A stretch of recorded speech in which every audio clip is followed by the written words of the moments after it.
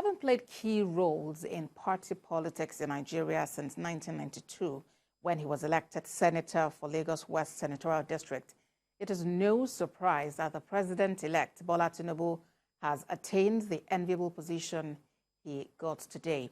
Our senior political correspondent, Ayodele Ozugbakun, is examining the steady rise of Bola Tinubu to national prominence in the Nigerian political scene. He's standing by in Abuja for some updates. It's 5 days to the D-Day. What is the mood in the nation's capital?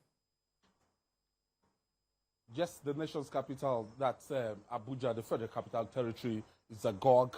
Everybody coming in from 36 states, friends, well-wishers, but the gist is the security is going to be watertight. That's 5,000 capacity Eagle Square. If you don't have an invitation, if you don't have a formal invitation into that Eagle Square, you have no business there for that day. So journalists, security agencies today went to the office of the secretary to the government of the Federation for a formal accreditation. It started since last week, and the accreditation process is quite rigorous and very, very thorough. So if you don't have any business in Abuja at this time, I don't think you are going to be allowed to go close to the Eagle Square, the venue of that swearing-in ceremony. You should know why Bola Tinubu is getting ready to, to be the president, of the 16th president of the Federal Republic of Nigeria. We also have the Muhammadu Buhari administration winding down simultaneously. So a marathon Federal Executive Council meeting is ongoing, and the last one is meant to take place tomorrow. If they don't conclude whatever in award of contracts, dotting the I's, crossing the T's, if they don't conclude by tomorrow, the Wednesday normal Federal Executive Council meeting that is meant to be the last one, it must span till Thursday. And they're commissioning projects here and there, and Abuja is very, very busy. Because of those that have been invited, diplomatic calls from different countries and officials have been invited from across the world. Everybody, all hotels are fully booked, locked down in Abuja, and security has been watertight. I can imagine, this is an epoch and it's rubbing off on every sector. Talk about the hotels that are almost all already booked. Let's talk about some of the delegations that will be coming. The U.S. has released a 9-member list that would be part of that inauguration ceremony. How would this improve Nigeria-U.S. relations, especially in the Tinubu government?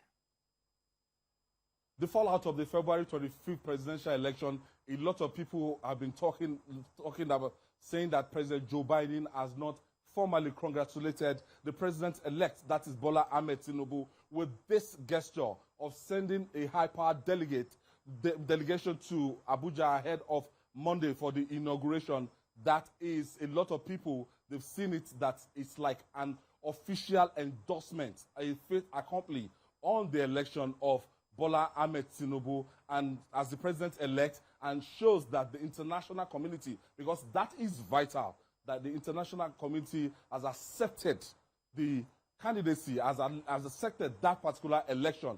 Because if they don't accept, it's not as if the swearing-in ceremony will not go on. But the bottom line is that we're talking about recognition from powers that be across the world. So for the United States of America to just send that delegation is like a partial endorsement, or it's like an endorsement to the administration of Bola Ahmed Tinubu, while the court processes and everything will go on after the inauguration. But for now, it's expected that the inauguration will take place on Monday, and Bola Ahmed Tinubu is going to be inaugurated as the 16th president of the Federal Republic of Nigeria. And as he comes into office, the expectation is actually massive. People are expecting that he comes into office and begins to act immediately. What do you think he should be doing now, especially regarding constituting his cabinet?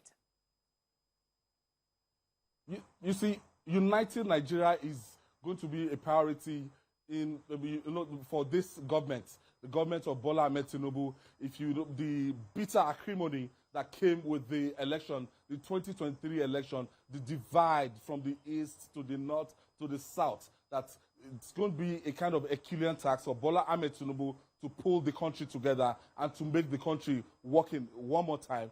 But the priority is going to make sure that the country is quite divided now, and mending up fences and making sure that his appointment, making sure he reaches out, his appointment is a reflection that, look, that this is a government that will be a government for all, not a government for the All Progressive Congress, not a government for any political party, but government of the Federal Republic of Nigerians, and the mandates will cut across the country and should be reflected in the appointment and everything the government will be doing subsequently. So expectations quite high. The economy is in total mess. The security situation, it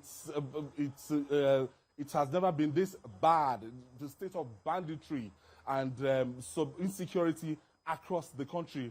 So it's expected that the new administration will do something quick, something drastic about insecurity across the country, and will do something fast to fix the economy, to keep Nigeria going again. Bosse. Senior political correspondent Ayodele Ozugbakun for us there in Abuja. And of course, Ayo will also be bringing on that report about the steady rise of the man Tinubu to national prominence in the Nigerian political space.